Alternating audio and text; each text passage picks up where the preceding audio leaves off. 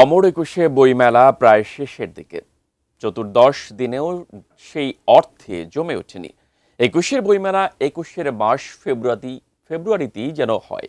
ভবিষ্যতে সেভাবেই পরিকল্পনা চান মেলার প্রকাশক, লেখক ও দর্শনার্থীরা। প্যাভিলিয়ন নেই, এবার স্টলগুলোতে সেভাবে ভিড়ও নেই। তবু কিছু সময়ের জন্য যতটুকু জটলা, কিছু বেচাকেনা হয় তখন। বইয়ের পোকারা এই সময়টিতে কেনার দিকেই মনোযোগী।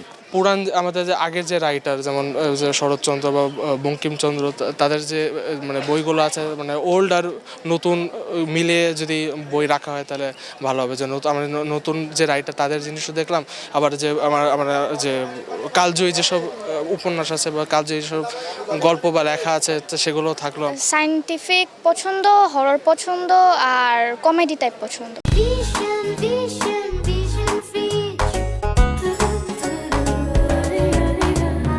মানুষজন গ্রামে ফিরে যাচ্ছে, সেই জন্য পাঠক কম হতে পারে।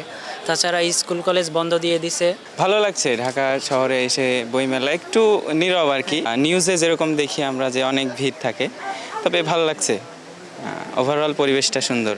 প্রকাশকদের লোকসানের কথা নতুন করে বলার নেই। কেউ কেউ স্টল করে আক্ষেপ করছেন, কেউ আবার ভাবছেন জীবনের সব অভিজ্ঞতাই থাকা প্রয়োজন। এবার বইমেলা খুবই ভয়াবহ খারাপ, পাঠক একেবারেই নেই বললেই চলে। তো রমজান মাসে বইমেলার পক্ষে অনেকেই ছিল, তো কেমন হয় এটা না আসলে হয়তো অভিজ্ঞতাটা হইতো না। 1977 থেকে বইমেলা করি, ধরেন আজকে 40-45 বছর হলো। প্রথম বাংলা একাডেমি আসি, 20টা স্টল হয়। চিত্তরঞ্জন শাহ যে এটার মানে মেলার যে জনক, উনি ছিলেন। মেলা এবার খারাপ হবে জেনে আমরা আসছি, এটা মেলার দোষ দিয়ে লাভ নেই। কলকাতায় বাংলা বইয়ের ব্যাপারে তারা সাবসিডি দেয়। আমরা এই জিনিসটা চাচ্ছিলাম, তাতে আমাদের টাকাটা উঠে আসবে, আমাদের লাভ দরকার নেই।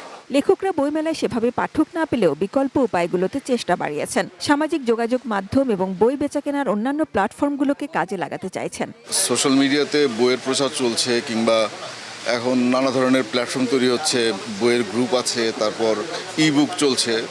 তো যারা পড়তে যাচ্ছে তাদের কিন্তু অপশন অনেক। রশি টানাটানি হয়েছে, বইমেলা হবে হবে না। এটার কারণে আমার কাছে মনে হয় যে পাঠকরাও দ্বিধাগ্রস্ত হয়ে গেছে। এই সময়ে রোজা রেখে যারা বইমেলায় আসছে বা ইফতারের পরে যারা বইমেলায় আসছে, তাদের আগ্রহ তুমুল, না হলে তারা আসলে বইমেলায় আসতো না। আমরা আগে যখন লেখালেখি করতাম বা আমরা বই কিনতে আসতাম, তখন আমরা সংবাদপত্রের পেপার কাটিং নিয়ে আসতাম। এখন আমরা ওই স্ক্রল করে করে মোবাইল সেট থেকে আমরা দেখে নিচ্ছি। এটা খুব ভালো, পজিটিভ।